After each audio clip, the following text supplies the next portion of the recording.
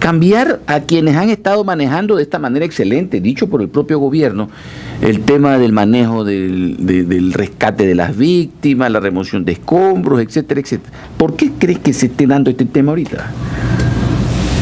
Que él esté removiendo esto. Que haya provocado una crisis de gabinete en una circunstancia en donde lo que más debe de generarse es estabilidad y confianza. Bueno, yo te digo que en esta crisis de gabinete no conocía a ninguno de lo que ha sido sustituido. Este gobierno ha acumulado una serie de figuras, decenas de figuras, como ministros, como viceministros, como subsecretarios. Y mi reclamo es que destituya ya a no menos de 100 subsecretarios y viceministros y pipones. Esta es la verdad que nos interesa. Es decir, hablemos sí del momento pavoroso del Ecuador, en donde no solamente, no este año, es que no podemos hablar de este año porque ya estamos en mayo y el 1 de junio ya es la mitad del año. Si tenemos apenas 7 meses para terminar el año y en febrero del próximo año tenemos nuevo presidente. Y hay una gran desorganización, porque los únicos que aparecen organizados son nada más que 2 o 3, ni el propio gobierno está organizado.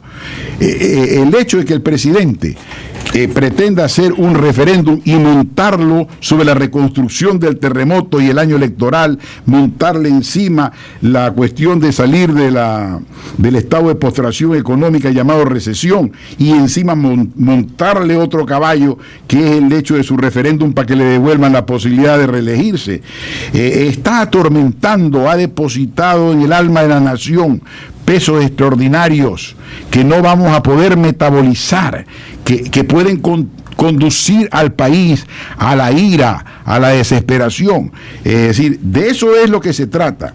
Y es realmente... Y él debe dar ejemplo, no solamente para corregir su error de concepto, siendo él un economista sobre el fideicomiso, que es una figura económica, sino con un ejemplo político, terminando definitivamente con esta alcahuetería de que le devuelvan el derecho a ser reelegido, que ya este asunto fue superado, y ir limpiamente y a concentrarse en el asunto de la recesión. Yo me voy a permitir decir, y lo dice los diarios de hoy, el representante de los comerciantes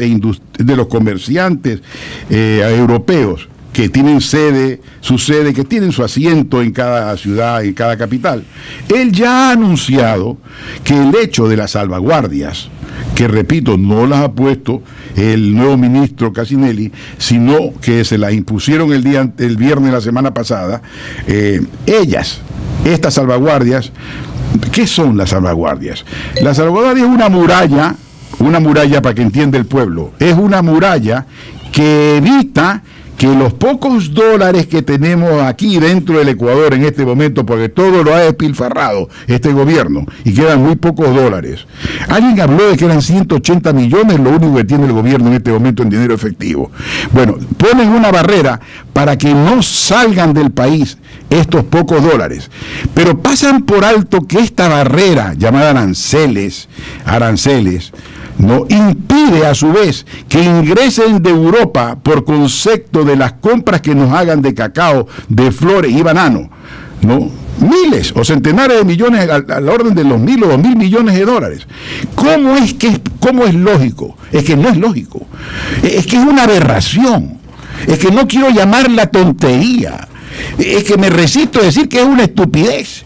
Pero ¿cómo es posible que por economizar 100 dólares se impida que ingresen $1 millón? Es decir, aquí esto no es lógico.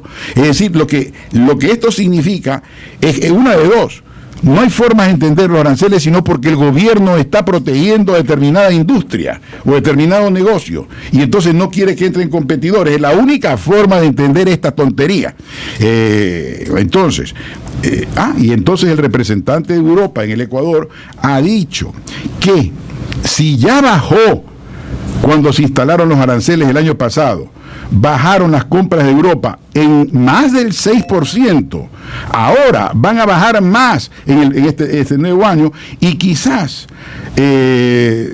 Europa desista ya de comprar a el Ecuador porque en el intervalo ya hay un país, las Filipinas en forma precisa, que se prepara para vender productos que han sido tradicionalmente vendidos por el Ecuador. Y se terminan en diciembre las preferencias arancelarias, lo que significará que tendrán que pagarse impuestos para poder ingresar los productos ecuatorianos a Europa. Claro, por eso dice el representante de Europa en el Ecuador, ustedes probablemente van a perder todo el mercado. Ya perdieron el 6% en un año, ahora van a perderlo todo y después con la preferencia no habrán clientes para ustedes en Europa, porque quienes compran son los que a su vez revenden, son comerciantes pequeños, no les está comprando Francia, España, sino que están comprando decenas de personas allá.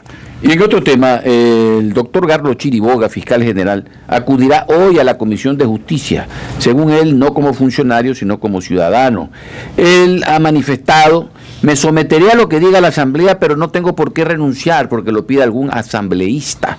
Si la Asamblea cree que yo debo de renunciar, será a través de un juicio político. Y esto es sí que hay mérito.